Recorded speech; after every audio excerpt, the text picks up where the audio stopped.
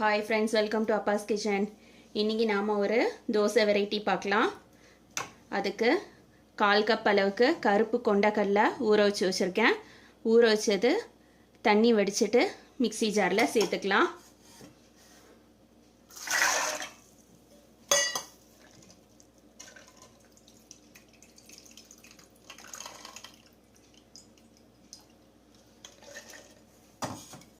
கால் cup ஜவ்வரிசி ஊற வச்சு வச்சுருக்கேன், அதையும் சேர்த்துக்கிறேன். ஊற வச்ச வெள்ளை அவல் சேர்த்துக்கிறேன். அவல் 1/4 கப் அளவுக்கு எடுத்திருக்கேன். பொரி 1 கப் அளவுக்கு எடுத்திருக்கேன். பொரியை தண்ணியில் கழுவிட்டு மிக்ஸி ஜாரில் சேர்த்துக்கிறேன். பருப்பு உளுந்து 1/4 கப் அளவுக்கு எடுத்திருக்கேன். வெந்தயம் 1 டேபிள் ஸ்பூன் அளவுக்கு எடுத்திருக்கேன்.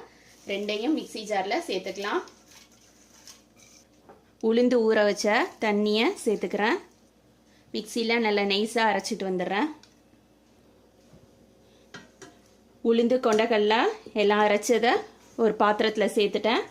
இது சிகப்பரிசி ஊற வச்சு வச்சுருக்கேன்.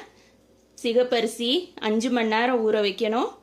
எப்படி கொண்டக்கடலை நம்ம 5 மணி நேரம் ஊற வைக்கணுமோ அதே மாதிரி தான் சிகப்பரிசியும் கூடுதல் நேரம் ஊற வைக்கணும். இப்போ சிகப்பரிசியை தண்ணியை வடிச்சிட்டு மிக்ஸி ஜாரில் சேர்த்துக்கிறேன்.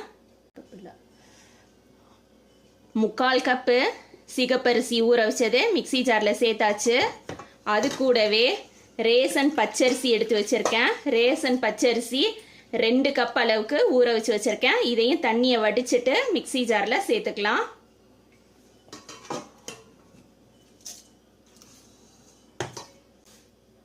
அரிசிலாம் சேர்த்தாச்சு. இப்போ இதை நல்லா நைஸாக மிக்சியில் அரைச்சிக்கிட்டு வரேன்.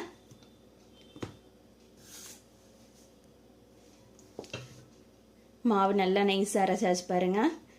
இப்போ நம்ம அந்த உளுந்து கொண்டக்கடலை கரைசல்ல மிக்ஸ் பண்ணிடலாம். மிக்ஸி ஜாரை கழுவியும் தண்ணி சேர்த்துக்கிறேன். இப்போவே நம்ம உப்பு சேர்த்துக்கலாம். மாவை ஒரு தடவை கையால் நல்லா கலந்து விட்டுக்கலாம்.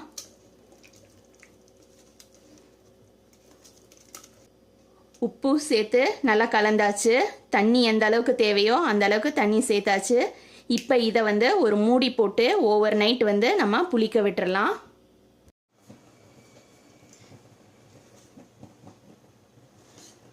மாவு பாருங்கள் எந்த அளவுக்கு நல்லா புளிச்சிருக்குன்னு சொல்லிட்டு.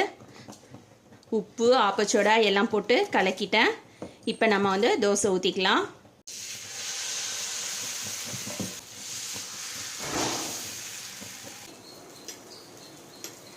தோசைக்கு சுற்றிலும் நல்லெண்ணெய் ஊற்றிக்கிறேன். தோசை சுட்டாச்சு. இப்போ நம்ம தோசையை எடுத்துடலாம். இந்த தோசை நல்ல கிறிஸ்பியாகவே இருக்கும். நம்மளோட தோசை ரெடி ஆயிடுச்சு. பாருங்கள் எந்த அளவுக்கு கிறிஸ்பியாக இருக்குன்னு சொல்லிட்டு.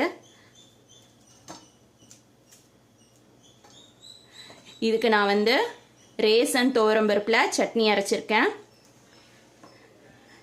கண்டிப்பாக நீங்களும் உங்கள் வீட்டில் இந்த தோசையை சுட்டு பாருங்கள். தேங்க்ஸ் ஃபார் வாட்சிங்.